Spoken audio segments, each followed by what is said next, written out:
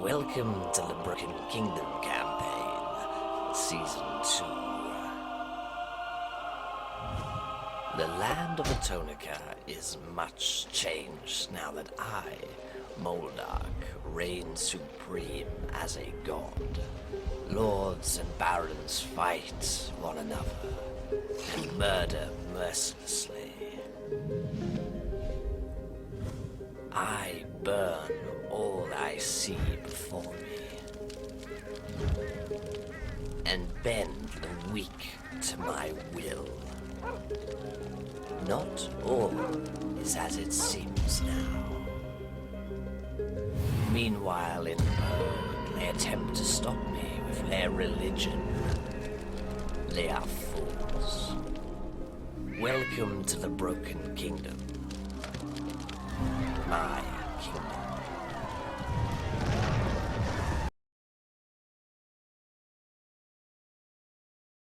Hello everybody and welcome to Encounter Roleplay. My name's Will, I am your Dungeon Master and host for tonight as we return to the Broken Kingdoms.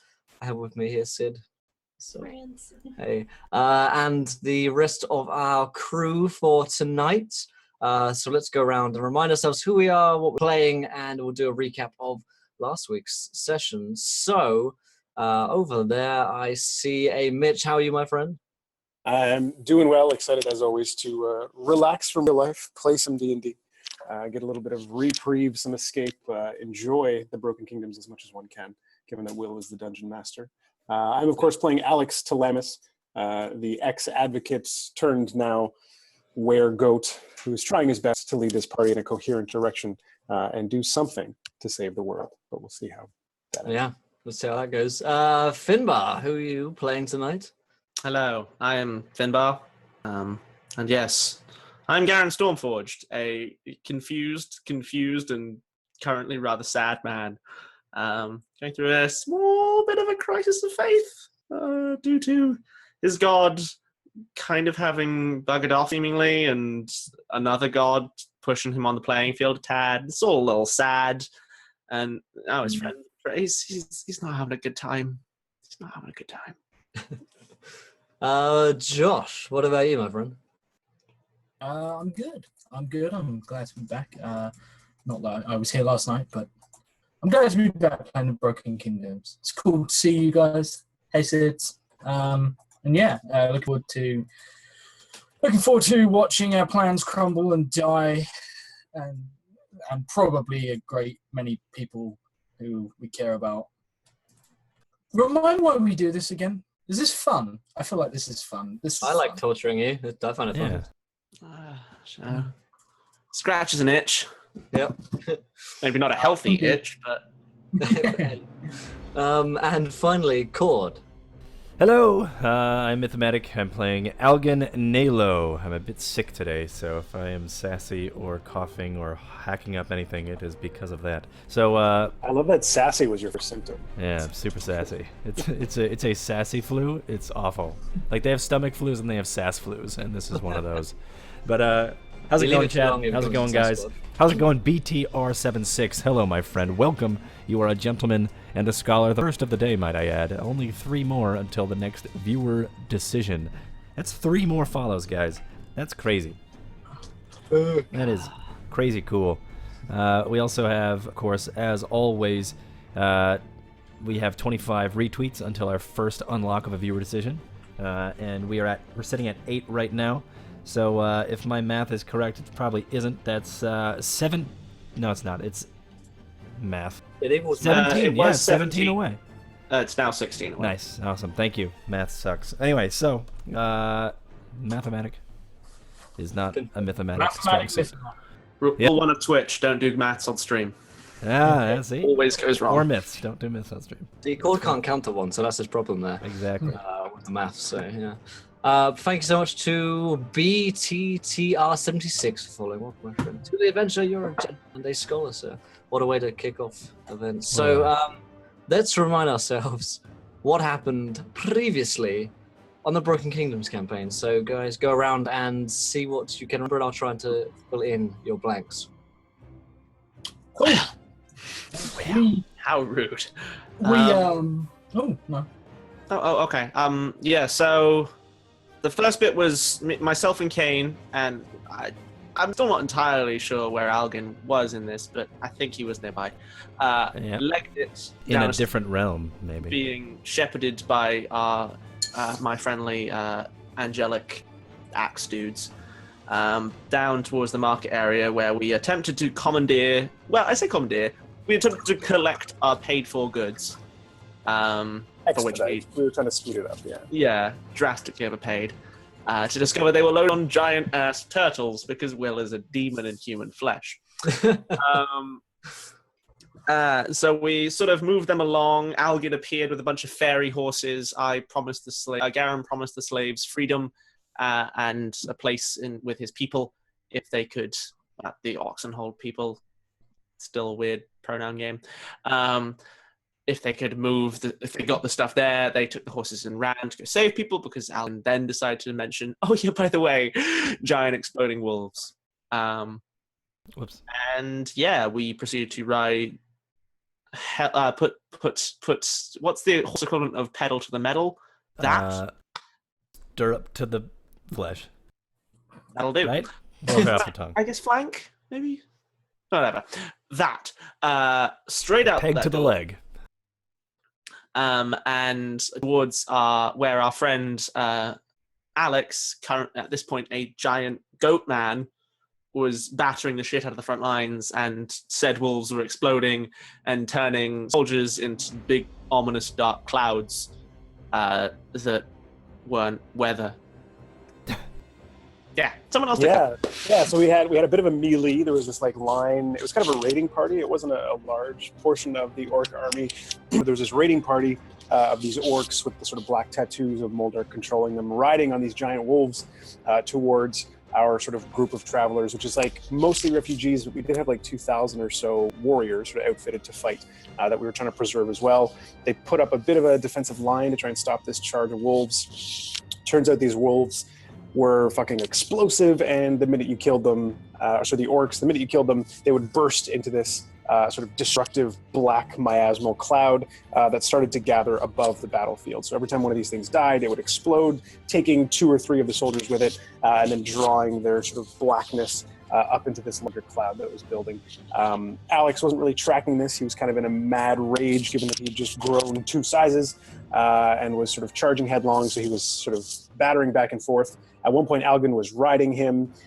We all tried to sort of get into this. Garen was riding him. Oh, no, I was, yeah. Yeah, Algin was riding first. So we tried to sort of tame down the melee first. And then once we sort of got things roughly settled, we had all of the remaining orcs that were still alive pinned. We actually crucified them to the ground, I think. We nailed them to the ground so they couldn't move. And then I believe Garen went around killing each of them so that they would burst because of his sword, which we'll talk about in a minute, I suppose, and what that whole business was. And then, yeah, you guys had a bit of an interesting conversation. I think Kane was mostly blood-coked for most of the fight, so he was just a maniac the whole time. Yeah, so Kane had just, at the end of the previous episode, drank a serving girl, which was good. And then he woke up, and everyone was dead. It was a good time. He kind of went a little bit ham. He may have also eaten half a wolf. I'm the wrong person to be asking. I think specifically the whole way through that episode. Yeah, I think specifically you stuck your head into the neck stump of a wolf. Yeah, it was good. I was like, I have one of your wolves, and he was like, so you do, and blew its head off. And I was like, oh, blood, and drank. I think you also fought a Medusa. Oh yeah, it wasn't a Medusa. It was a horse. It was a Medusa horse. It was a horse Medusa. Horse quite Medusa. nice. Yes, Horse Medusa. Very horse turned into a horse Medusa. It's a horse. But eventually, what happened was we had to abandon as convoy of supplies that were on the turtles, as the armies of dust, the city of dust emptied its armies into the waste to pursue us. Was swiftly met by a they chased down the people that were bringing us supplies and murdered them brutally. And as we sort of witnessed this, we were like, shit, what do we do? At which point, this giant ominous cloud that supposedly sounds like Moldark, kind of a dick, he kind of resurrected all of our dead friends and all of the dead enemies that we just killed. And it was really bad. You missed the part where he told me I was basically responsible for all of it. Let's not forget Moldark grinding Garen's pride into the dirt. Yeah, into the dust. And so essentially we managed to slip away as the resurrected corpses of our friends, now fresh with Raven King tattoos all over them, moved sort of eerily with one purpose and one mind, in unison, as a fighting force that had been trained for a millennium could just never do.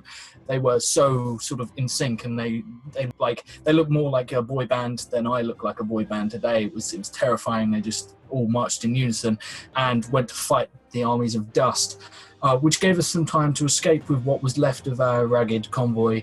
And the last we saw, we were slumped around a campfire, and well, I think I should turn this over to Finn or Myth, one of you. Yeah, Myth. You guys, Smith had something interesting go on in the woods there when we were at our campfire. Yes. We sort of slowed down the bit of the session towards the end around the campfire as we were kind of discussing our next plans. And I think Algan took first rest. Not first watch, but he's decided to start meditating early. Because, talk about what to do next bores him. He is above this world. He's only here to balance it. But speaking of that, mid his meditation, he heard I think a bird or a stick break. I think it was a bird call towards like the sunset. So birds shouldn't be chirping, especially like a bluebird that he heard. And he looked over, and it was Kunnar, a fellow agent of the Clandestine, which is a witch hunting faction in the Broken Kingdoms. And Kunnar and he spoke, and also I think they made a deal about Garen Stormforged, the player or the character of Finbar.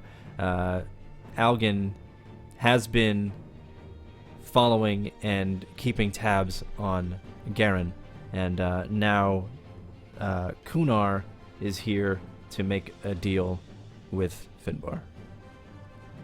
And that's what with Garen. And that's what I remember. I forget what actually is what actually the deal was. What was that? Will? Do you remember the nature of that deal? I don't. I believe it was Renounce your false gods. give up my sword, my gods, and my magic, join the Clandestine, and he'll totally have all the answers in exchange. Yep, that's a lot. And I proceeded to call him an ass and a fool and a coward multiple times, because it's kind of at the point where I had pointy words and that was about it. And he gave me till dawn to figure it out. So I returned to my two friends who were still at the campfire and hadn't betrayed me to a bunch of people who my people. Hey, you don't know what we were talking about. Don't make assumptions. We were betraying the you. people who I still think are my friends. I sold you to Mitch. And basically was like, hey, so shit's fucked. What do? And the last thing we saw was that Alex handed over, goat horns and all, handed over a small ring to Garen. I don't think I handed it over. Did you? Oh, you pulled it out. You pulled it out. Because Alex speaks Orcish as well. Oh yes. And I think you had said something about It's like, I'm kind of lost, guys. Garen was looking at the sword. Obviously, it's sort of this mixed blessing because the Clandestine thinks there's a way to potentially use it against Moldark. Obviously, Garen's interested in using this sword, but Moldark has explicitly come out and said, this is like my tooth. Like, by using this sword, you're my agent, you're doing my bidding. So it's kind of this mixed bag. It seems like our only access point. And I think, Garen, you said something to the effect of, this is the only card we had left. We have to use it somehow. And then Alex pulled out this ring, which he trapped the soul of one of the orcs in, and said, we also have this card. Because while we were, I guess, fighting, or just after the fight, while Garen went around crucifying and getting rid of all these remaining orcs, Alex and Algan sort of teamed up to sort of remove the curse from one of these orcs, which we knew was going to kill him, but we had put Alex's ring on this orc, which is a ring of mind shielding that in fact captures the soul of the individual when they die. And so we were hoping that by ripping Moldark's influence into this orc, there'd be a split second right before this orc dies where he would like come back to himself, and like his soul, absent Moldark's influence, would get captured into the ring, and then we could somehow commune with that. If he was connected to this like Moldark hive mind business, we could potentially have access to a whole lot of information about Moldark's army, his plans, weaknesses, what the fuck we're supposed to do, all that kind of business. Loudly touches wood. So basically, what happened at the end of that episode was Alex presented his ring to Garen. Yep.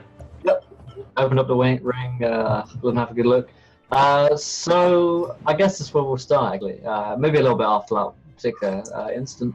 But the same night, I suppose, just as, I guess, Garen has come to... Oh my God.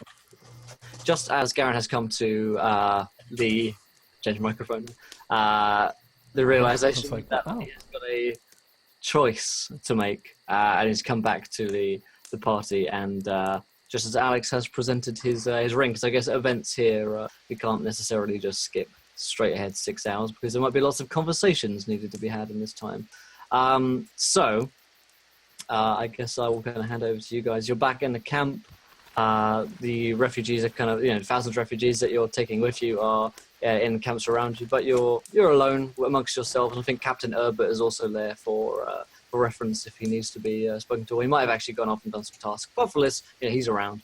And Kunnar and Algan, well, certainly Kunnar has gone off. Algan, I don't know if you went with him or if you decided to stay in the camp or not.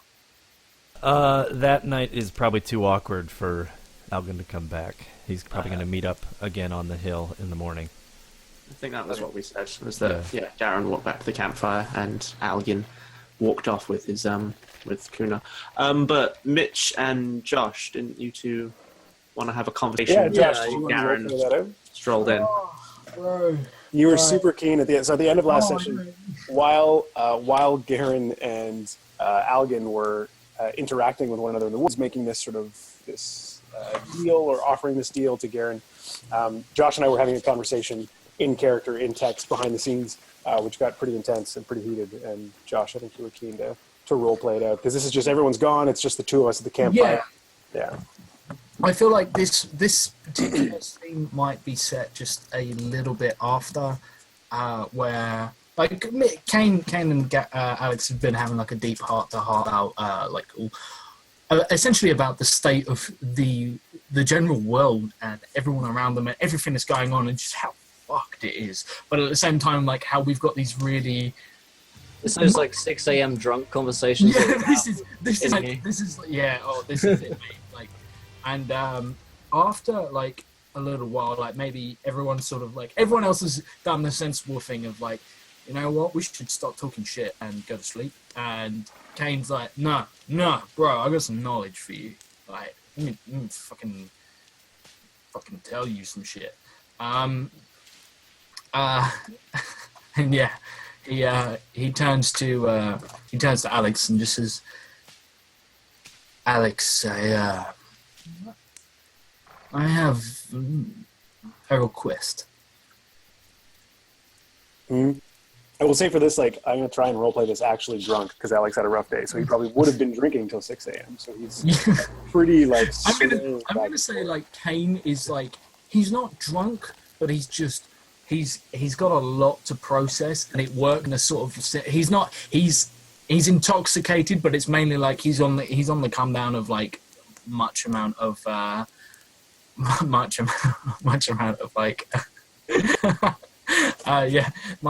like come down from the hangover, the morning after, or after the blood hangover, as Finbar just so. Yeah.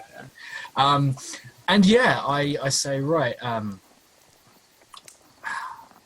Do you say thank you Encounter Mathematic for following? Welcome, my friend. Mathematic. Yeah, welcome to the adventure. You're a gentleman and a scholar, so cool. Do you have anything to say to yourself there? Man, this is actually my evil twin. encounter calculator. mathematics. Yeah, it's actually just the worst. It is the worst. It is everything that I just hate in one. Thank you so much for clicking that follow button. We do have a thing in common. And we both Scholar love. confirmed. Thanks The for only- following your the only everything one. I hate. Everything I hate math. Yeah, it's This is the part where I don't admit to having a maths degree. yeah. This is. I don't hate people who do it. I just hate math. Right. So yeah, I gesture to Alex and I say, "Walk with me. I could do with being away from everything that happened here and these people." Alex will go to stand up and he'll like take a minute with his hands on his knees. Like, Holy shit! yeah, first time standing up in many hours of drinking. Deep breaths. Yeah. Yeah. This will sober me up. Also, you're like, you know how drunk people leave with their head? And his head is Your not head really is way heavier than you remember. Yeah. Oh, giant horns. Oh god! Like this is where like we're walking like through the forest, and then I just hear like a thunk, and I turn around, and he's like embedded Stuck one. in a tree. He's like, no, I'm stuck. I'm like, oh god. No, it's not going to be a horny walk. I turn around Alex and like jokingly say like, we can't be too long. If we are, people will start to talk. It's just a walk. I give Alex a wink, but he probably misses it. Just like, That definitely misses it, yeah. he deliberately misses it. He represses it instantaneously. And, yeah. Yeah, so we'll walk a ways off. Yeah. At some point, Alex will stop because he's not Yeah. in the state to walk. And he'll sort of cross his arms and lean against a tree with his shoulder, but he's also leaning his head against the tree. Yeah. So there's this in my head. So we've walked up, and there's like a hill. It's not the same hill that Alvin was like hanging out on. This is a different hill. This is fuck his hill. Our hill was much better. You built this hill just We for built this hill on rock and roll. It's, or just rock. It's beautiful, and it's got like one solitary tree with like no leaves left on it. It's all very dramatic, and in the distance you can sort of see the smoking remains of the battle of the day before. And Kane sighs very dramatically, looks out, and he turns and says, "Alex, I'm unsure as to how to go about this, and But I love you. I knew this was going to go that way. I was interpreted as I'm coming out of the closet to Alex. But yeah, no, I say I'm unsure as to how to go about telling you this, but we've known each other for some time, and being what I am, I have had the pleasure or displeasure of meeting many people in my life. You are possibly one of the most interesting. You are a man who you are the man who sees what is before him, not what someone else is trying to make you see or what you want to see. You see the world as it is, and more so in these past few weeks. So I am going to do something foolhardy. I hold a secret that that Will is laughing about and probably misinterpreting. And fuck you. Purely innocent. Yeah.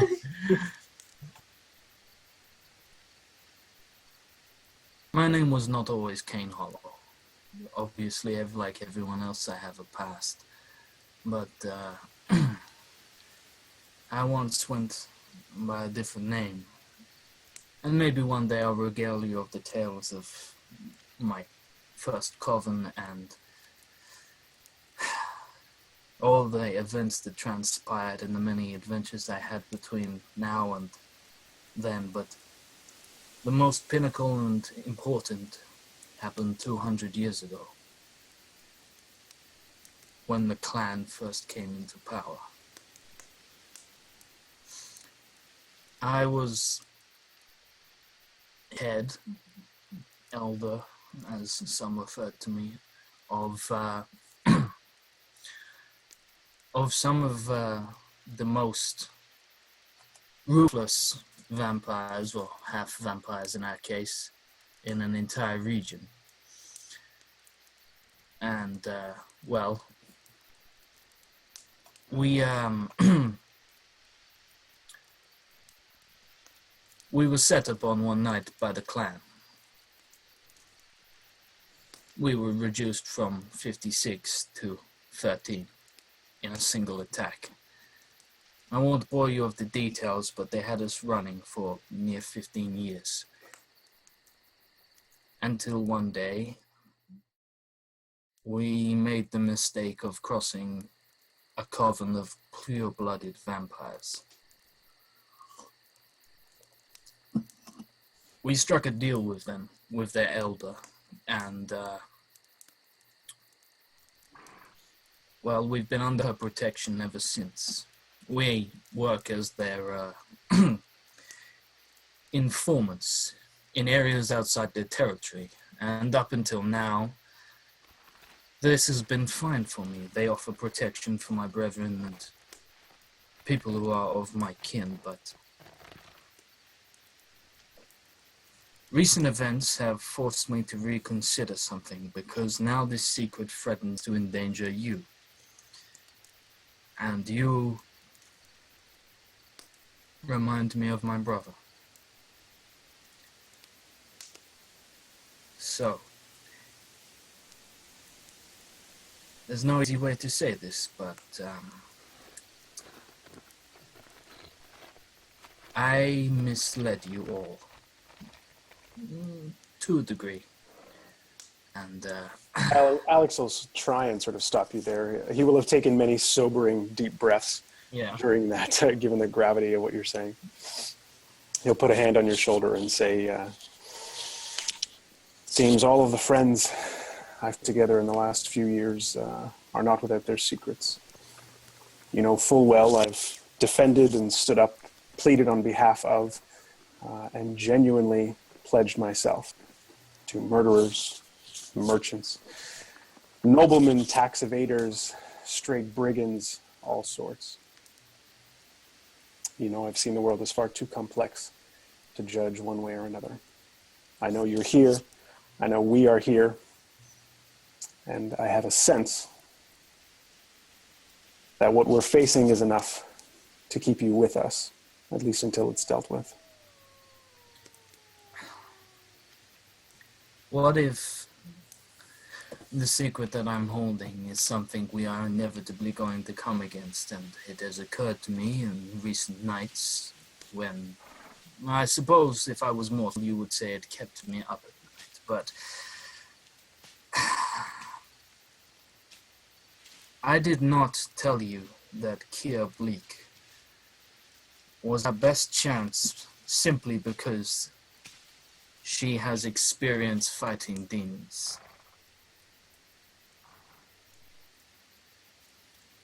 I owe her my allegiance because she protects my brethren, and has done for nearly 200 years.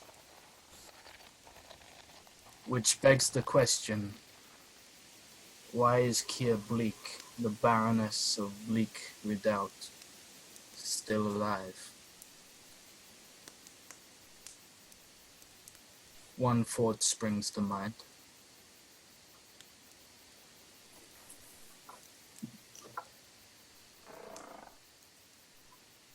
Alex is kind of rolling this in his head, trying as hard as he can to focus. You know I've never met the woman. You're going to have to speak more plainly.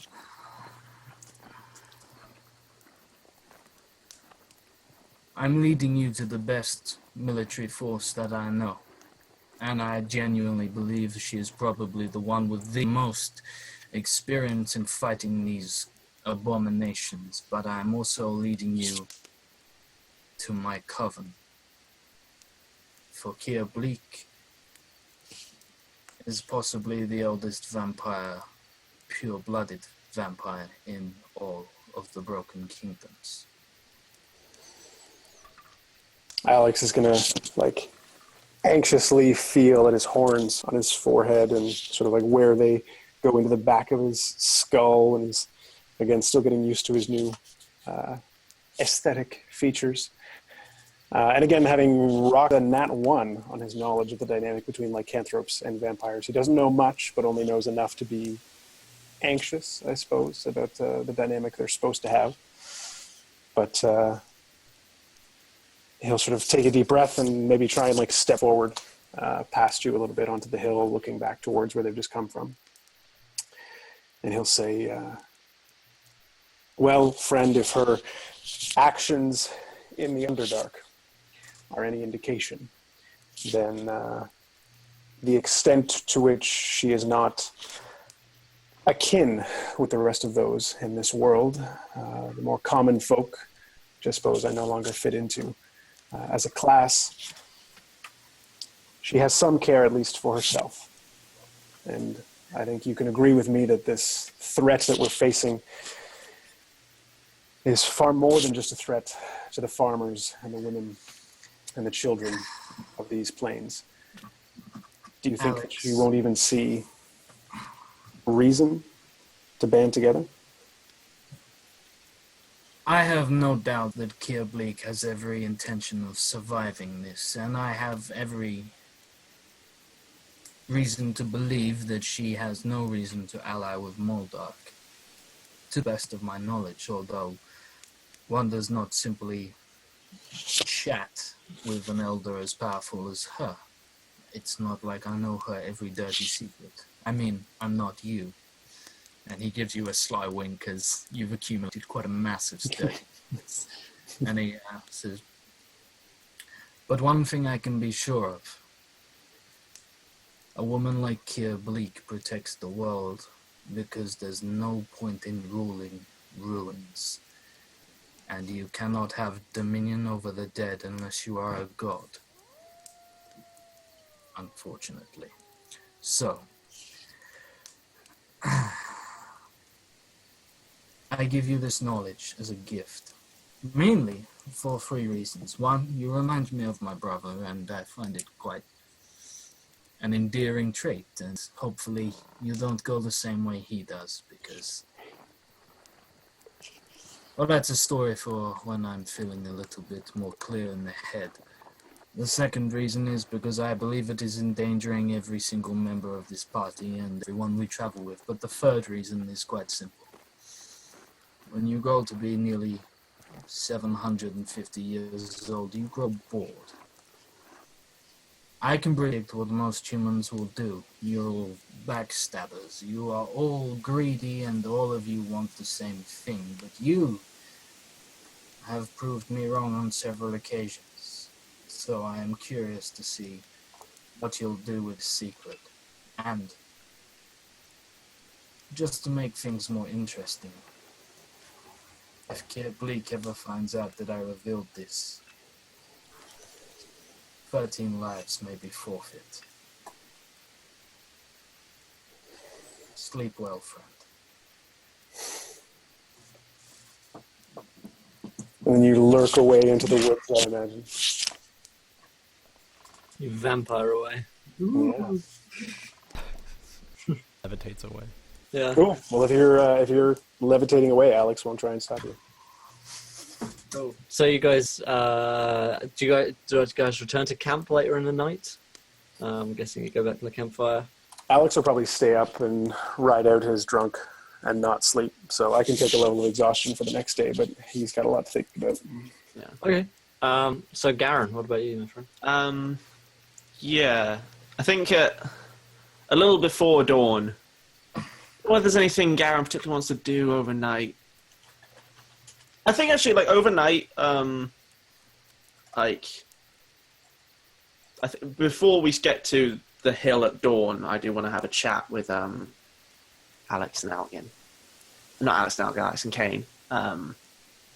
But yeah, I think like kind of he lays his options out on the table. Everyone kind of like goes, yeah, fuck. Drifts off to think. Kane nurses hangover. Alex gets drunk. Garen tries to find a nice little pool. Basically has a bath. It's kind of ritual-ish. Oops, a doodle.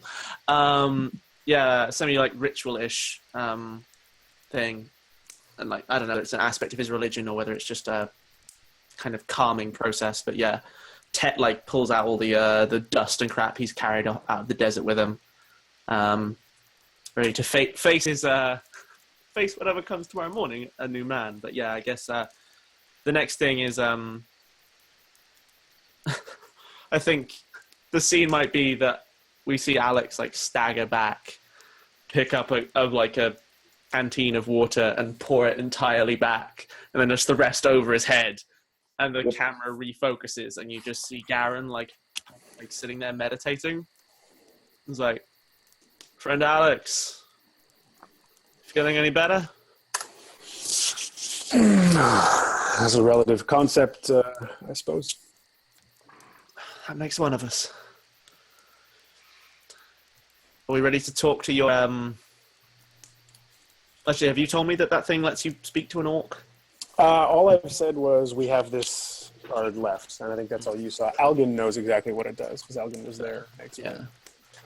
I kind of... I stand up and I pass you like my canteen. It's like, I assume you still look like shit. Yeah, that one I'll actually like drink and maybe try and wash my hands if I can. So you mentioned another card. The orc from the battlefield when you were occupied. Well, we may be able to access what he was connected to, and he'll sort of hold out his hand with the ring. You may know, like if you're familiar with magic items and trinkets and things, they're fairly common, I suppose. Maybe maybe not the case in the Broken Kingdoms, given the I think, yeah, it's proliferation of magic. Garen's not familiar with like maybe not that kind of thing, like divine stuff. He's religion, but not like arcana. Cool. So yeah, Alex will explain. The sort of the ring of mind shielding sort of protects you from any kind of magical scrying on your thoughts. But also has the ability to house one's soul. So if the wearer dies, then their soul gets trapped inside, and whoever then puts the ring on can commune with that soul. So Alex will explain that's what the ring does, and then say, and as far as Algin and I were able to tell, we were able to capture that orc's essence free from any influence from the dark. Well, that is interesting. Can we talk to it? Well, let's see. And Alex will put the ring on and sort of look with a smirk to Garen and say, I'll let you know if he uses any strange epithets or curse words. I'm not the best at colloquial orc. I just in my head, I just had the image of like Garen like popped up onto his was on his knees meditating, so he kind of like slightly moved forward to hand this canteen over as Alex puts a ring on. It's like, huh? But yeah, he nods and goes, "Oh, we lost a friend." Oh, Josh, no! When he comes back, they're all gonna screw up. Anyway, there's enough faces here. Yeah, so I'll say, like, as I'm putting the ring on and making the joke about orcish curse words, he'll say to he'll say to Garen, fetch our other friend, if you know where he might be. Yeah, I'm looking for Kane then, because don't really consider Halgan a friend at the moment. But yeah. I'll just kind of wander to the edge of the campfire light, grab a guard. Not grab him, but just like a tap him on the shoulder. And it's like, have you seen my friend Kane? Carries a bow, pale, just greasy hair. Looks like he writes bad poetry. And yeah, I'll go off searching. Cool. Yeah, I mean, it was as much to get Kane to get brought over, as well as Algan, but it was also just a delay so that Alex could be alone when he first tries to commune with this thing. Yeah. So he'll sort of go into it like sort of a squat, kind of like sitting on his heels with his arms in front of him, just sort of staring into the ashes of the fire. And he will try to communicate with this orc. Cool. So how do you go about talking to Orc? Yeah, so his soul is there intact. I have no sense of... actually, were these types of orcs like the same ones that we were dealing with in the Weald to the north prior to the Moldarduff? Like we were on mercenary contracts and stuff. So they're similar looking orcs, same kind of build, same kind of traits, yeah. Cool. So Alex will just start off again in Orcish. Can you hear me, friend? You hear a kind of, oh, what? Stay calm, stay calm. Your body is no longer with you. You are somewhat detached at the moment, but your sentience, your hearing me, says that you're still alive, and there's still hope for you to come back to this world. What? Where am I? Your soul is trapped inside a form of cage. A cage constructed to protect you when your body can't. Your body was taken from you. When? Well, I was hoping you could tell me. We were tracking your band for several weeks. We saw a strange occurrence with a large great wolf before the sky fell. As far as I know, you were under the wolf's influence before that. Do you remember anything from before blackness? I remember him rising. Is he still risen? Seems to be so, but clearly he's not finished whatever it is he has planned for this world. And that's where you might come in. So he is risen. Wait, so this orc's like still under Moldark's influence? He's... Oh my god, fuck. Who is your chieftain before the blackness came? He says, all I remember is him rising.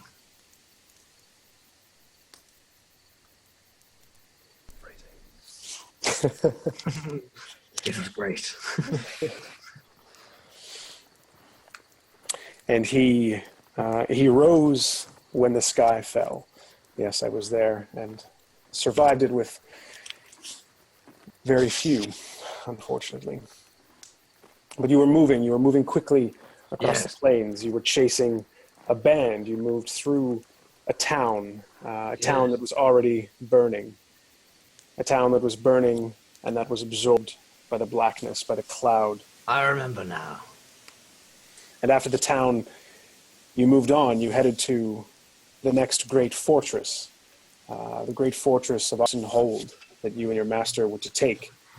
You were to bring to ruin like none of this world have been able to. Yes, sounds right. But you were dismissed.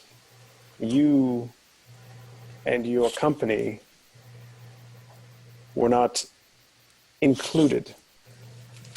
You were sent away before the raid on Oxenhold. You never had the opportunity. You never tasted the blood of the ox. You never rented stones. You were sent away. Yes. Sent away to die in a desert for the sake of some women, children. Yes. Some sick, some wounded. We want to kill them. Well, unfortunately, you were unable to. Your Dark One, your master, is not pleased. He chose you and your company for this task because he didn't have faith that you would be able to contribute enough, that you would be able... That's not true. Well, then why were you sent away? Specially picked. Why weren't you and Bicht? Why weren't you and Bicht included in the siege of Oxenhold? The great siege that was to be remembered in history as the only one to breach the Oxen walls. We were to kill you. And here I am. So you proved your master correct, incapable of breaching the walls and not even able to kill a few paltry men and women. Yeah, and he's like... So I'm going to rock an intimidation roll if I can. Yeah, sure. A bit more malleable. 13, not the greatest. All right, so yeah, he says... That is not true. I do not believe it. You are strong. He chose us because you are strong. And I'm still stronger than you now. Well, you are trapped in a cage, and I'm not. I will fight my way out of here. Why haven't you?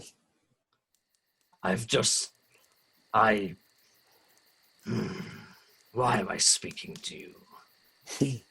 Because you don't have a choice. If I throw you away, if I dismiss of this cage, your voice, your mind, everything that's left of you will go with it.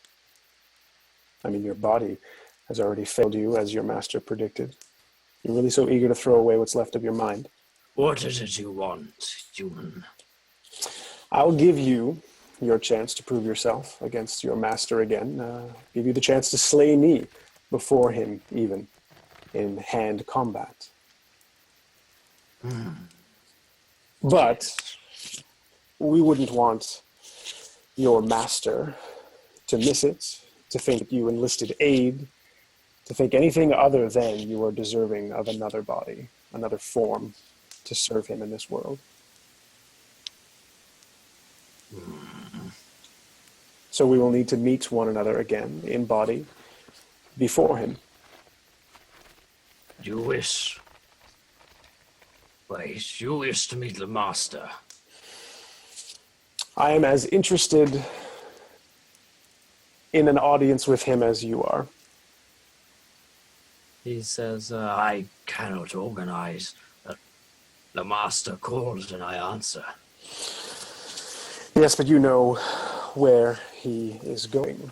You know something of his intent. You know something of what your brothers are being asked to do without you there, unfortunately. Maybe.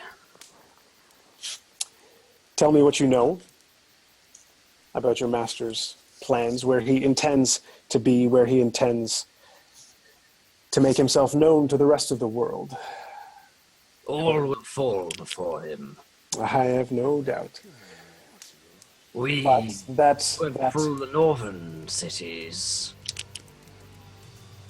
and we will break them in the mountains where they muster. Hey, thank you so much. Amy Chat donated £3. Nat 20 and advantage for Mitch. hey. Look at that. Thank you so much. Fantastic. Also, thank you to KV Docs for following. Welcome, my friend, to the adventure. You're a gentleman and a scholar, sir. So he's just said Moldark's gonna crush them in the mountains. Yeah, he said they're going to crush them in the mountains where they muster. What does Alex know about the mountains in Kirbleak as far as like tactical features? I know it's really like narrow winding paths, but is there anything that's like less public about how Kirbleak defends itself? It's I told you that it was about sort of like their strategy was like about ambushing, and like because it's like marching an army up there is next to impossible because like you'd have to march on like either single file or like two abreast, and that's pretty much what you can manage on this winding path. And they can just pick you off with like log entrapments and 101 other different sneak attacks, separate you, starve you. I mean, that's their sort of tactical. That's what I told you. As for what Will can tell you. Yeah, so you can run me a history check to know more if you'd. I will, but I'm not going to use my nat 20 on this. I'll save that for a persuasion or something. Yeah, we're just one follow away, guys, from a viewer decision.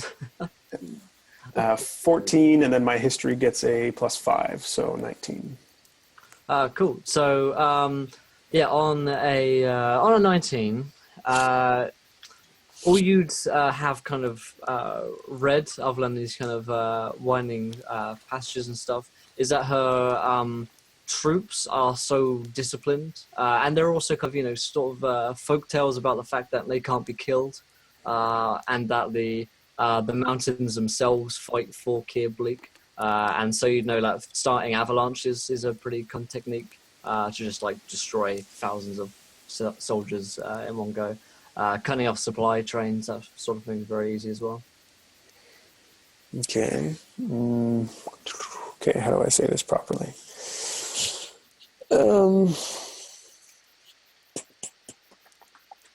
So he's just said we're going to take them to the mountains, which I think... Do you need me to roll an insight, or can I infer like he's talking about... It's certainly implied that the only mountains where you know that you're mustering are in Bleak Redoubt, yeah. Okay. All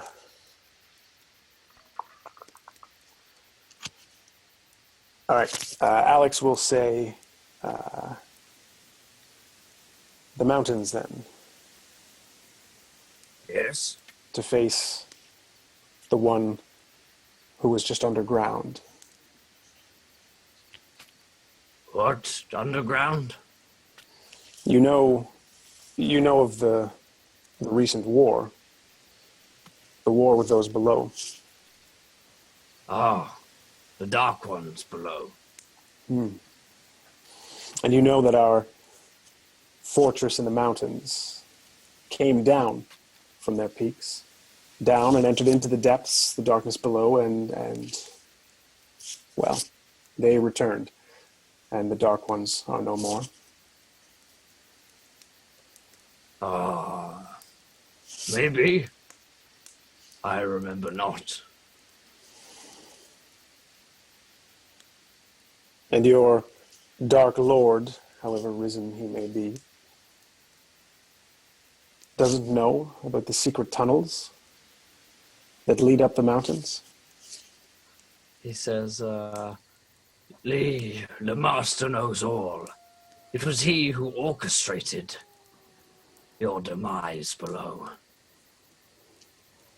Well, again, if his orchestration of my demise is any indication, your master is not without his failings, as I am here and you are still in that cage.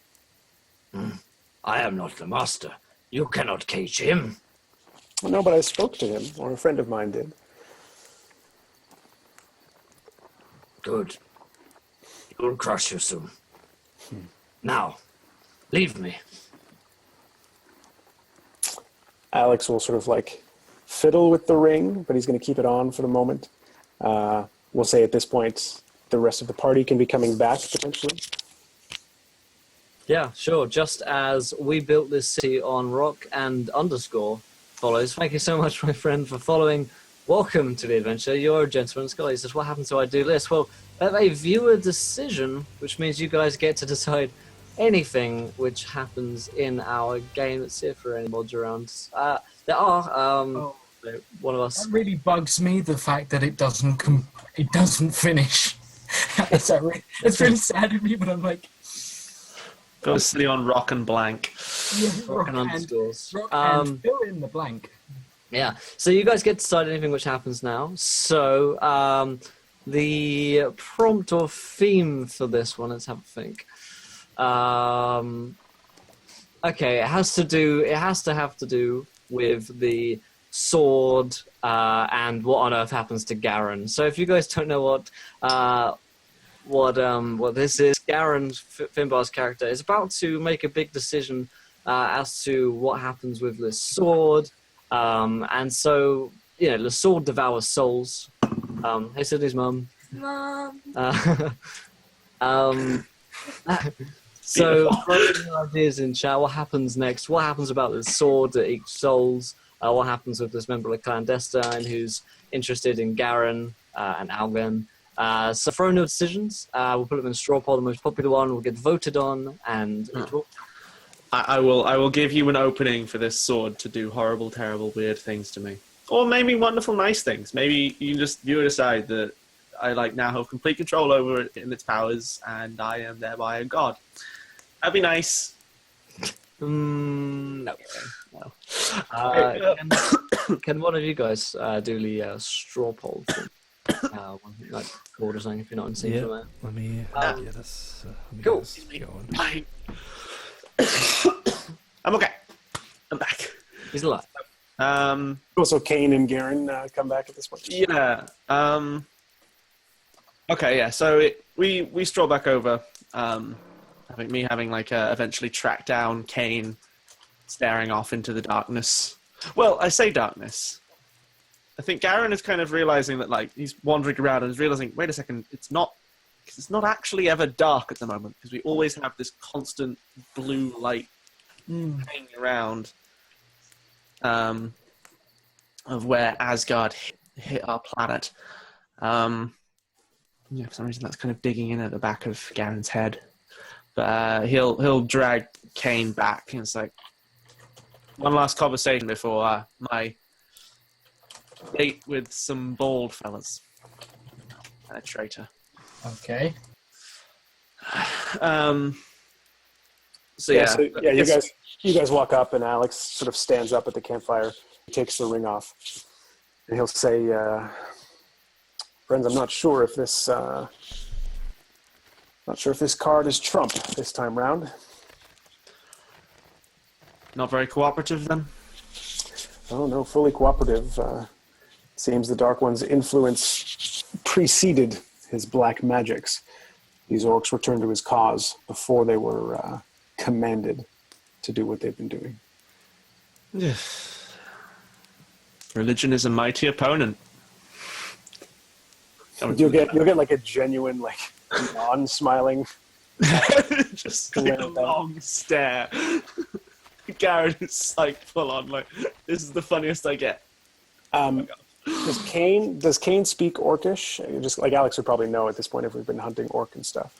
Oh yeah. Oh, Kane doesn't just speak Orcish. Kane's preferred enemy is Orcish. Like 101. Like he knows orcs like the back of his hand. He remembers orcs before orcs were exiled. Okay. Alex is going to hand the ring over to Kane, and he's going to say, "Well, we can hope to find out where they've been. They're heading to Bleak Redoubt as we expected, and he'll turn to Garen and then turn back and say, see if you can find out if the Dark One's armies have gone near where the sun fell." You say that's the orc? No, I'm saying this to Kane, so I'm asking Kane to sort of talk circles around this orc if he can, so just say, I remember killing so-and-so here, I remember being here, because Kane knows the topography really well, whereas Alex doesn't.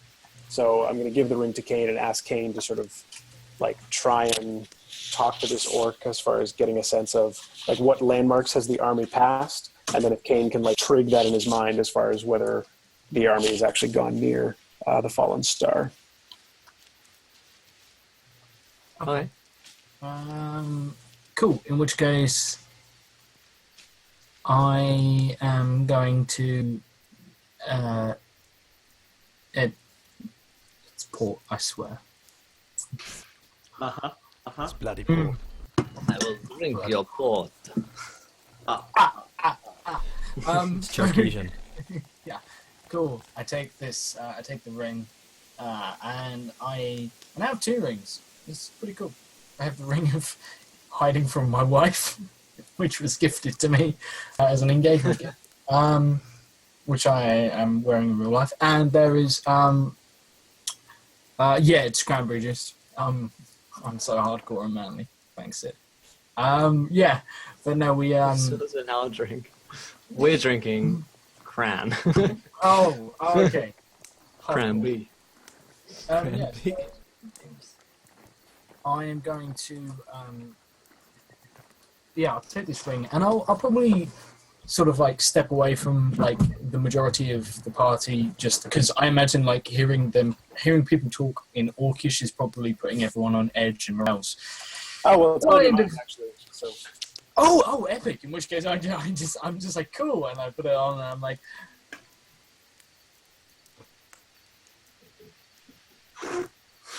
Oh, Josh might be dead. No, No, he's taking the I'm piss. just fucking with you. No, I was just moving yeah. hopeful. Yeah, that's. So Josh potatoes, and so does Kane at the same time, and we're going to the netherworld of reboots and desperately smashing your keyboard. And amongst all this, I guess I find an orc soul. Cool. You go looking for an orc soul. I do indeed. We've all been there. Indeed. You know, crazy nights out. So whilst Kane is off soul hunting, Cool. So yeah, I guess it's Soul Garen. searching. Yeah. So Garen or Alex knows nothing about the offer or the confrontation between Garen and Algin. I thought I mentioned that when we kind of bumped. Oh well, regardless. So yeah, Garen will kind of like go. So friends, I mentioned the clandestine, and I hate to push you for a decision, but we have, and I guess I look towards the other horizon and like the first shafts of dawn breaking sky. It's like we have about an hour before we have to pick our play. Garen, I've known you for quite some time now, and I've grown to trust, albeit with a reserved degree of caution, your use of that divine spark of yours. But I think it's fair to say that in this case, in dealing with this god, the clandestines' aims, their goals, however suspicious their means may have been in the past, their intent is aligned with ours. I would trust that thing in their hands more than I trust it with you. My fear, friend, is that the clandestine are a group sworn to oppose magic and hunt down abominations and creatures of the night. And Garen will kind of like rub a thumb underneath his like jet black eye, stare pointedly at your horns, and then just kind of like look over at Kane is carving stuff with his thumbnail into stone. He's just like, let's talk about the clan, shall we? Yeah, Alex will respond. He'll say,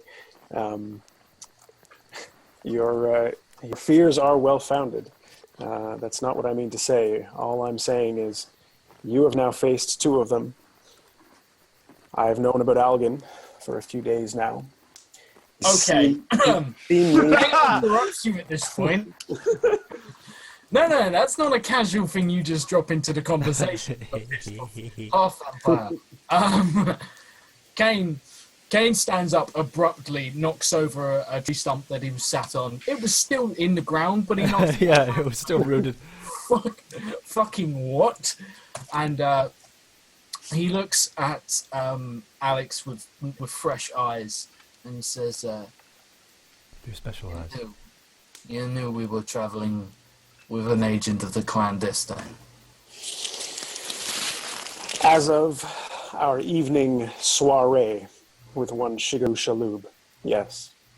We've not really since been in a position to have the conversation about it, to shed useful allies, and I stand by my trust in the man who is yet to put his blade in either of our backs. And then he'll look to Kane and say, I meant when I said it last night. I'm done. That all of our friends seem to have many a secret in this little paltry band of ours.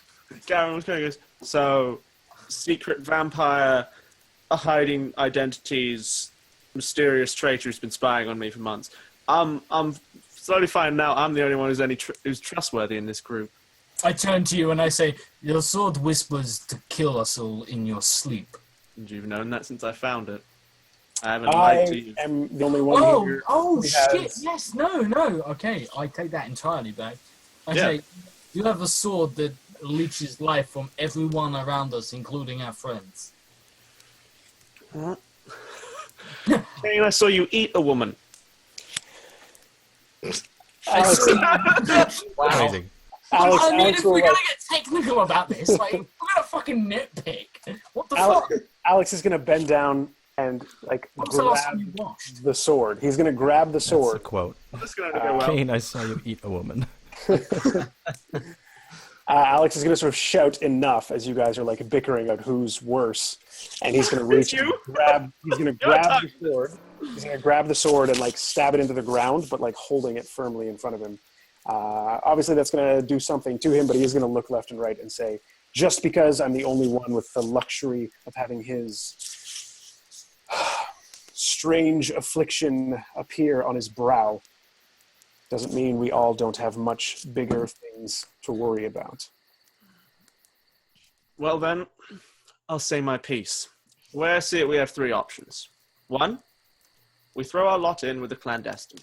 We give them this. I throw a tree stump across camp. Hit me. You Then. trees.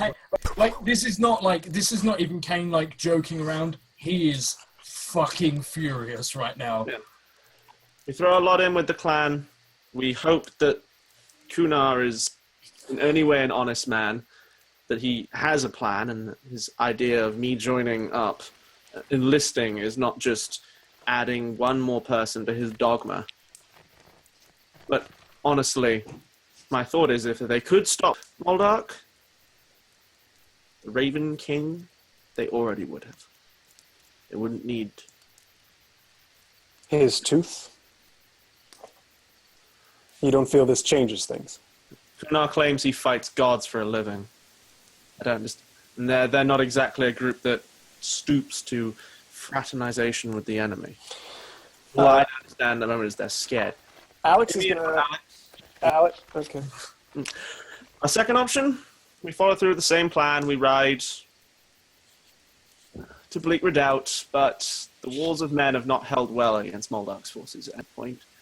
And meeting them in the fields, well, we were all there. And I think at this final point, yeah, Garen looks over towards the last, our second light in the sky. And kind of goes, a third option is we do something a little crazy.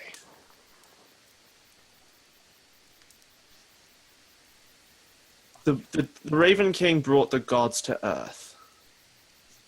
I believe I have, kind of stares at the sword, wielded that thing. Its power, dark as it is, every single soul that goes in is turned into raw force. I believe that the Dark One is sweeping south to gather forces, fuel, something for a bigger conflict. We know that we as men are not in any way an opponent for him. The speed those wolves caught up with us, he swept through Oxenhold in a day. The greatest fortress known to humanity, a day. He's headed towards something bigger, and I believe he's headed towards that, and I point towards Asgard. I say we beat him to it. Find whoever's left, whatever's left there, and come back with something that can actually kill him. Can you tell me on a map which direction Asgard is? Crash? It's in the Weald. Oh, fuck me.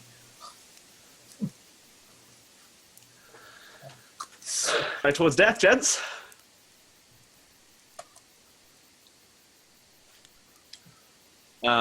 Yeah. So Garen is like, death by the clan, death in a desperate and final stance, or maybe something different. Or, we die horribly.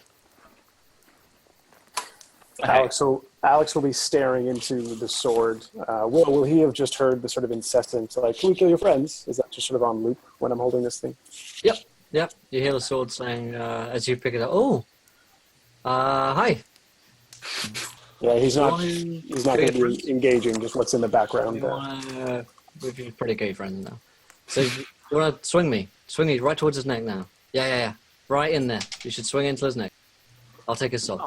Just Kill your friends. oh, what is this? Actually, do we want to have the viewer decision? Because it was about the sword, wasn't it? Yeah. It was Do we Well, wanna- about sword, yeah. do we wanna- do we Horribly wanna- wrong for you if I remember. Yeah, what do we want to have it trigger like when Alex grabs the sword? Sure. Because that's sort of the plot point around the sword right now. Yeah. So you grab onto the sword. Thank you for 2,800 followers, guys. If you want another viewer decision, go ahead and retweet. To see how many tweets we're at. Let's have a look at the number and we'll do some math. We're at 18 retweets. Just need 7 more retweets, guys. So if you want another viewer decision, then go ahead and retweet that. That's and how you follow. math. That was good. If you haven't already, yeah, that's how I do it.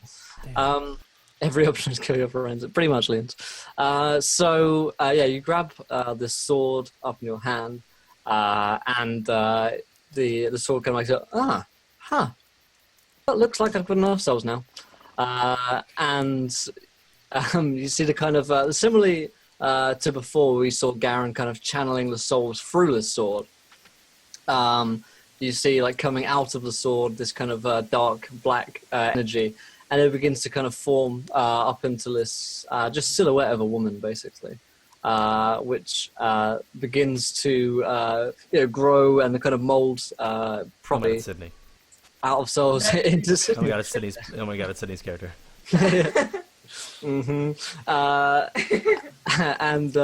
It just forms into this tall, kind of slim woman, she kind of like cracks it, and then her like hair falls down to her shoulders. It's black, all of her clothing. Like she's barely wearing clothing. It's that classic kind of sci-fi woman has a beard sort of thing. She's wearing this fan service. exactly. Yeah. Don't stop. Yeah. You guys have put her in the black leather outfit because you're creeps. She appears. It's like Terminator. She has to appear naked in a glass. Yeah. This No, Garen's sitting there with his user interface open. He's flicking through skins. Yeah. It's a towel sword. Yeah. Exactly. Yeah. And she comes up in these kind of black outfit, kind of black dress, I guess. So I guess, Garen will have just explained his, like, we do this crazy third option, and then this, like, cloud starts to form. So that's kind of taking precedence over the conversation, of the plan, I imagine. Garen's first thing is like, well, I guess we can't give the sword to the clandestine anymore. Hello? She kind of like cracks her neck, and you see like this. The sword is like 10,000 years. Real crack in the neck. Ultimate power. Itty bitty living space. You have no idea how badly I needed to do that. Whew. And then she cracks her back, like massive, like back cracks, start stretching out everywhere. Oh, that's good. Oh, it was really, tight. There we go. In that sword. Whew. Wow. that feeling when you take your sheath off after a long, hard day's work. Yeah. Oh, well, work was fun. Let me take this off.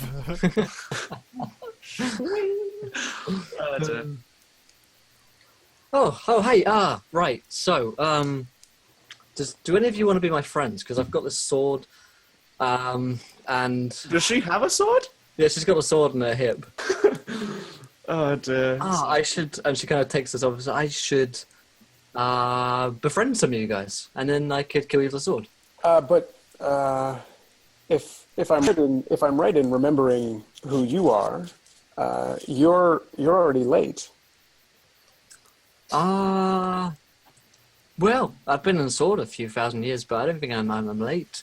I don't think it's by much. A few thousand years is sort of expected, but there's quite the party that's happening at Bleak Redoubt, and your old friend is. He told us he was expecting to see you. I don't have any friends. I've killed all of them. Oh, well, he's been watching you, I believe. I'm going to rock my nat 20 on persuasion. Yes! It's Moldak, he keeps RSVPing and then he just doesn't. Oh, that's awesome. Never takes back. Really awkwardly. Yeah, so Rocket the Nat 20 gonna go on to say, no, well, he hasn't met you yet. I suppose fan may be a better word than friend. Oh, that makes sense. Very eager to meet you. I think he's putting together quite a gathering. What's his name? The Raven, I always forget whether it's Prince or King. I think it's the Raven Prince. Moldork, wasn't it? Moldork, that's it. Moldork, that's it. Moldork, yes. Oh, yes. That makes sense because he was sort of the reason I ended up here. Yeah. Oh, that's been in Nilfheim for a while now. How long has it actually been? What's the year? You can go like whatever year. It's 27.5 AB 29. Of the Tusk. The summer of the Tusk. Yeah, we're measuring on a different just AD than she would. No.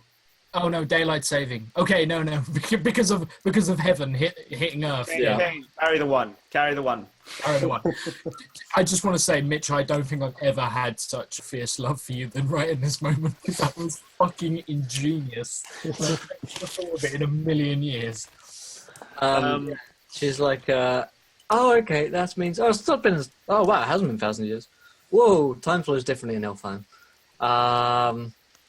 Yeah, so... it's been like 6? Well, not even a year, wow. Whew. You remember, not less than a couple days ago, Garen here, there was a bit of it was more of a lunch, I suppose. It was sort of noonish, but you had a bit of a gorging a few days back. Oh, yes, lots of friends were killed. Yeah, there was a mountain on one side and a city coming in the other direction. Sure, I just look at the friends, really. Yeah. Same places, different friends. Did you say a year? Hold on. Yeah, about a year, under a year. I feel like we were being incredibly rude here when meeting a new friend. Although I'm not sure if we're friends yet. Like Kane takes it back immediately. Actually, you know what? I'm not sure we're friends. Meeting someone new before I can decide if we're friends. It's courteous to share your name. My name's... I don't know. Well, they call me the Sword. A lot of people call me the friend of our... May I try something? When you're a sword, you seem to have few memories. You're counting it as a year. Please. Like, Garen kind of, opens his hands. I don't know, in as peaceful a gesture as Garen can. Kane runs her a bath and it's been a year in your time, but in Nilfheim, down below, the time flows really differently. It's been 1,000 years or so I've been devouring souls. I mean, I haven't just been on this plane, you see, I've been kind of all around different sort of planes. I went up to Asgard. Dynamics, truly my favorite. I cast a spell magic on her memories. Okay. I can help her remember whatever she was before she was a millennia-old murderous sword. Sure. So I need a dice bag, please. I'll give you a dice bag. So Hello. You will. You love that bag full of dice. All right, there you go. You will have one in now. Okay. Cool. So if this is a magical thing of less than level 3 or less, I have to roll, and the target is 10 plus the spell number. So I'm just going to roll a d20 plus 8, and okay, you can tell me whether or not this works. Sure. 20. That works. Yeah, 12 plus 8. Wow. Yeah, so I just kind of go, plane's wonderful. Bang, grab her head by both sides and just pump a glowing clerical magic into her forehead. Wonderful. Oh, wow. Sure, words and shit. Anyway, coming straight to the plot. Yeah, she's like, thanks, friend. Oh, are we friends now? No. I step over. Fucking idiot. I step over so I'm near Garen and I have my sword casually drawn. Friend Bane friend, if that's what you call yourself. You were in this. Bane! And Alex, Bane. Alex will sort of like extend out sideways the sword that she was encased in, as much as trying to delay whatever conversation she was about to strike up with Garen about being friends. You were in this for quite some time, and it aided you, at least as far as we saw during our little luncheon in the plains. It was a bit of an assistance in your hunger, in providing you with souls. Now, as much as we seemed to be really sating you, particularly this one here, while that may seem like a friendly gesture for us to thanks for that. So much. That's what friends are for, right? Yeah, we need to part ways. We've all decided we've drawn you out of the sword deliberately because we no longer want you to eat from this sword. I mean, maybe if we were friends, we may continue indulging you, but it's gonna be a problem, I'm afraid. I really like souls. So I mean, you're more than welcome to pursue eating those souls, but I know where 17,000 are. okay. Remember that person he was mentioning? I figured I'd just head to the nearest city and dart there. I mean, I think this army's close in that city, and you wouldn't have to scale a wall first. so is her motivation is eating the souls of friends more so than the souls of strangers? yeah. Okay, so I rock the nat 20 and convince her that Moldark is her friend. And all I know is like roughly the area that Moldark is. Okay. So Yeah, I'll sort of like 17,000 friends. yeah, I'll gesture towards like he's a friend of yours. He's the only one that I know of on this plane because we've all decided. I don't know if he's a friend of mine. He's kind of the reason I'm dead. Do you think he's friends now? Like, he kind of turned me into this after I was down in Nilfheim for a long time. You evidently like it. Is that not a friendly gesture? I have a question for you. Sure. Anything More for a friend? importantly, why don't you have questions for him? If you have all these questions, maybe you should seek him out. No, I don't really have any questions. I just kind of want to find some friends, really. Well, I would say he's the man to see. You see, Moldark is someone who excels in bringing friends into the fold. And I sort of say, cast your mind back to all those people you feasted upon. That was all Moldark's work. Without him, you would have nobody to... Alex is just gonna like grab Kane's wrist and pull off the ring, and walk up to this woman and hold the ring in front of her and say, inside of here is one of Moldark's closest friends. He can speak to you. He can attest to Moldark's devotion to his friends. I do like friends. And to the many other friends, and Ross, where they Phoebe, are in particular on this plane. This plane can be a bit troublesome to move around. It's kind of cumbersome, doesn't allow quite as much freedom, so to speak. And he'll put the ring on her finger so she can commune with this orc. She can just suck up his soul as well. Yeah. But Yeah, she'd say, oh, thanks. That's what, that's pretty nice. Yeah. Oh, So you're like stopping Moldark, doing his thing, just like I was saying a couple months ago, trying that whole thing, right? Is he still going? well, she'd know from the ring, like the whereabouts of the army as well as like the devotion of the army. So I mean, so she just hinted there that she does remember who she is / was. Mhm. Like, Yeah. are you saying you used to fight Moldark? Yeah. He wasn't really a friend back then. I guess clearly is now. But yeah, all the time ago I wasn't so unlike you guys. Traveled, few about party of 4. Yeah. Yeah. The usual stuff. Hired by powerful people, paid large amounts of money to go do stupidly dangerous things. Not really, just the stupidly dangerous things part. Yeah. Sounds like a deal. Huh. Um, I guess that's all we need.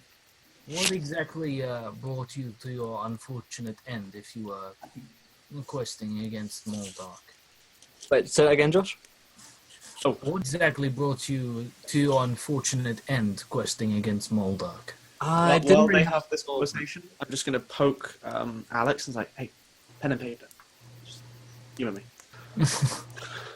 Yeah, she's like, I didn't really have a soul by the end of it. I made a few deals with Moldark. Didn't really go too well, so I wouldn't recommend doing that.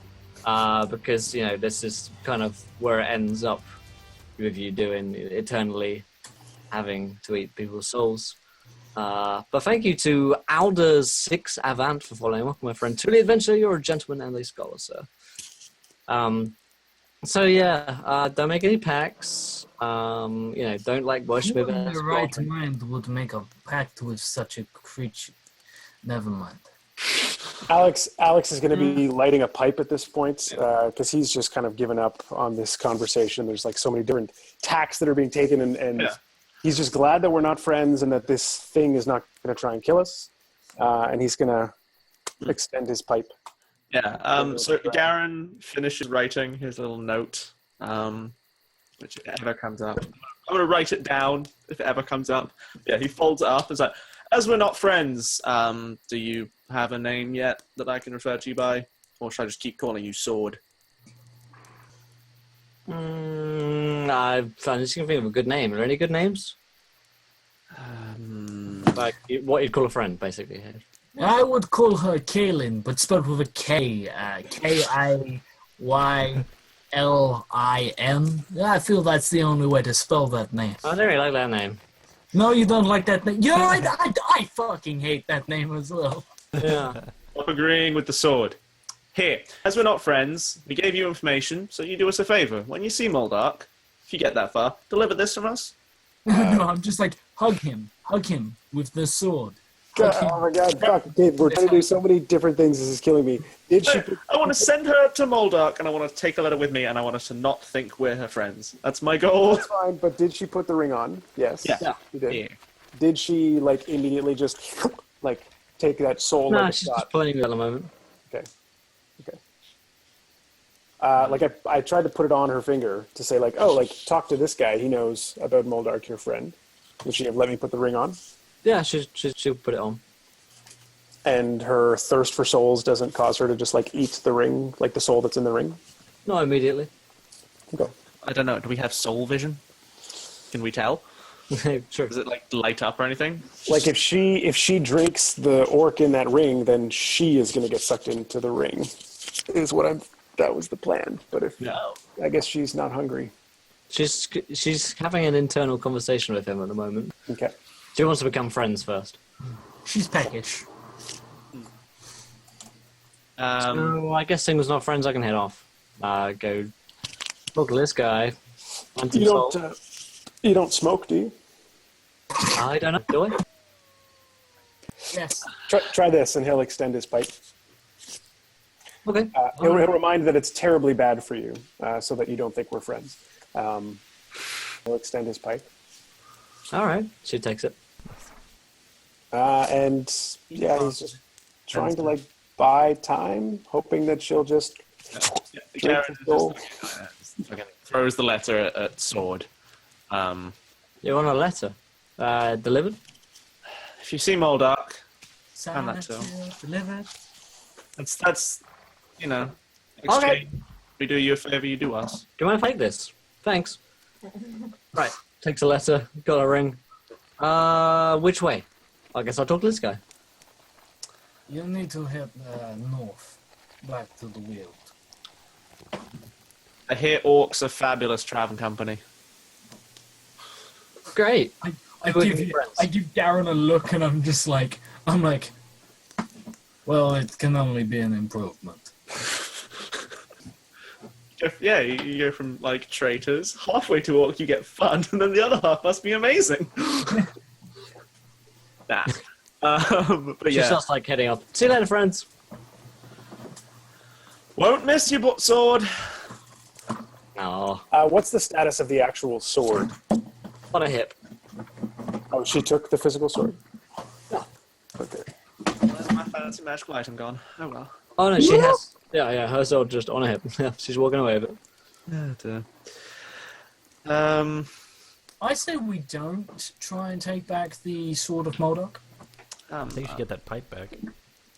Oh shit! Okay, bye. That's a gift. Oh, that is disturbingly friendly. Yep.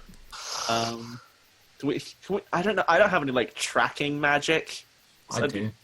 mildly interested to know where she's going. I don't know if we can put that on her permanently. I can fucking track her, but I'd need like Showered her with gifts. Here, take this, take this, take this, take this. Okay, bye.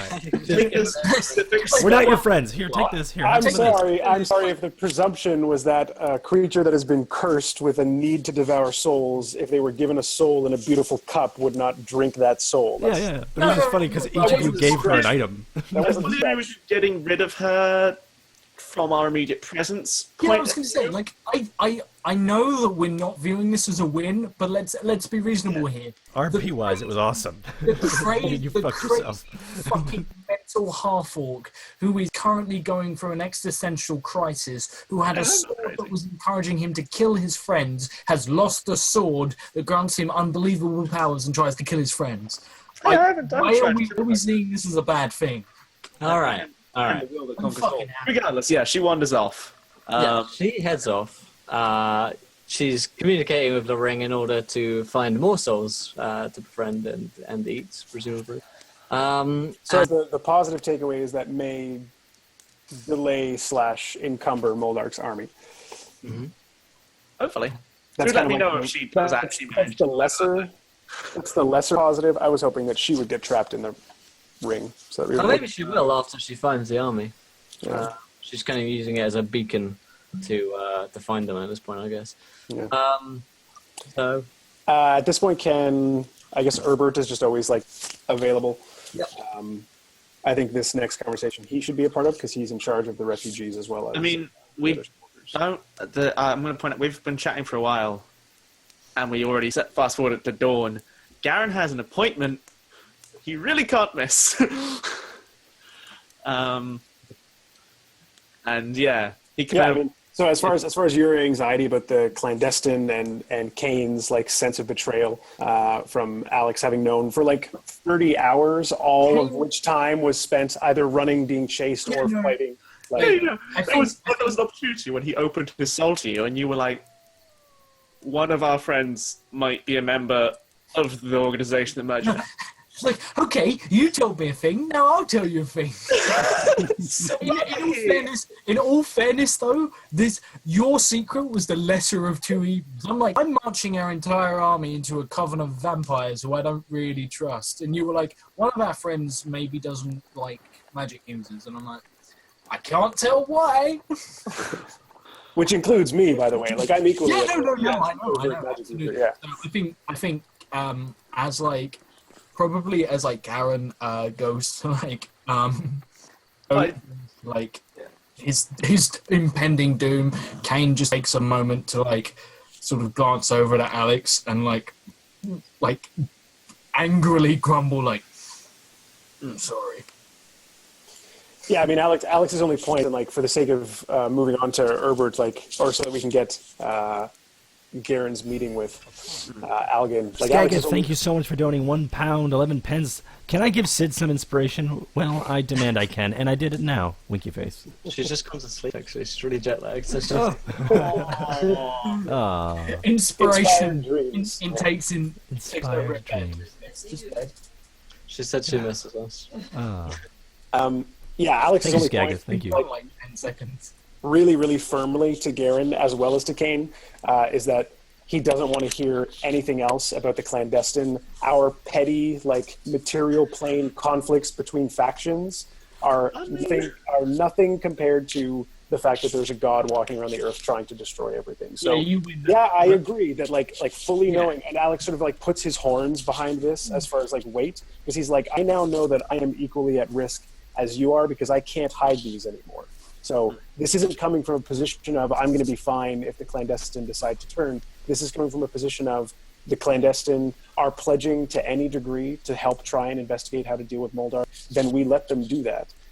We're not in a position to be like drawing thick lines in the sand. That's not going to help anybody. That's Garen's point is that they're doing that. Like they're ones like going, no, this is how we do it, and I believe that's a dogma and not a solution.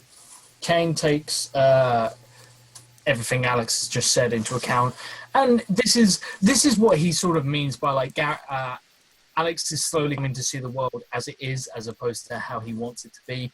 and he very much appreciates this tact. And although he is personally very invested and very angry about the way things are unfolding, he nods and says, very well. I guess we should be putting this behind us, and I'm sure there'll be plenty of time to skin that particular cat. And he puts slightly too much emphasis on the word skin, and maybe looks towards Algon's general direction as he says that. And says, when things are a little bit more. This feels all very easy to say for the people who aren't about to be enslaved. Your business, gentlemen. We have an appointment. Kane's coming with you. I'm not going alone. Oh, bro. You fuckers come with me. Kane's going to come and smile the clandestine with you. This could be interesting. Yeah. It's a bunch of people who want to enslave me and take my magic away. And and I don't believe they're actually doing any good reason. Also, we are the thing of give them the sword and they can use it to sort everything out. Alright then. So, you guys are heading off to a meeting with the clandestine. Yeah. So we'll say it's dawn, and there's a dramatic hilltop upon which Algon and Kunnar, the 50 or so year old dude, in his brown leather, he's got his wide-brimmed cap on. He's the Purger, with Algon.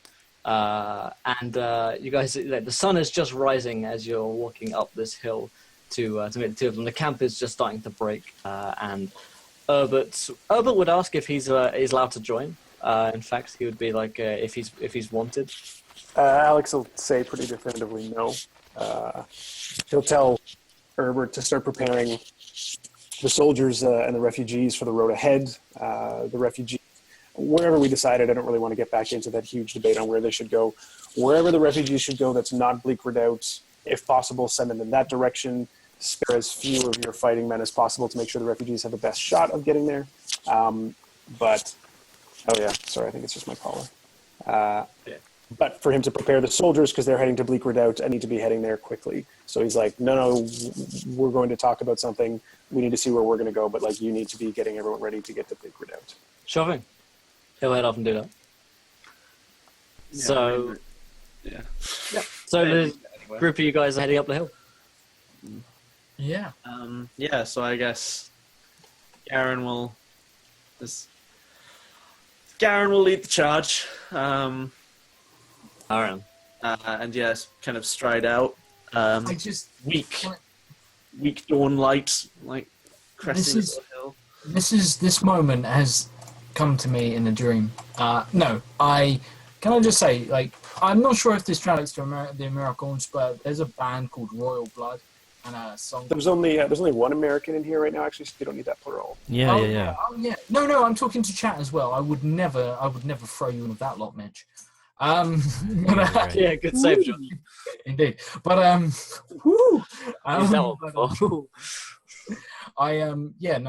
was just I think it's called Out of the Darkness should be our theme tune as we Out of the Black, that's it. I think Royal Blood, Out of the Black should be the dramatic thing as we Guardians of the Galaxy slow-mo walk up, all gearing up to the clandestine. I feel like that's the moment. Sorry, that was a pointless interruption, but I just had to say it. I have this on as background music, and oh god, yes, Garen is walking to this. I don't know whether this music is a bit too upbeat, but yeah, Garen will kind of step out. I guess kind of purposefully isn't looking at them for a moment, and just kind of looks out over the kind of dawn over this forest and desert view, which is probably, even with the horrific fucked upness of our world currently, pretty beautiful. I guess if Garen is walking a little bit forward, Alex just really quickly is going to try and bomb what he might be able to over with Kane, and he'll give him some kind of pithy Band of Brothers-esque statement, but from a famous quote from a historical account of a battle from 500 years ago that Alex knows from a history book. There's an off chance that Kane may know that as something that people said colloquially amongst them. Yeah. And what was the quote? Oh, I don't know. No. Actually, let me just. I was gonna say you got to give me a quote now, Mitch, because yeah, okay.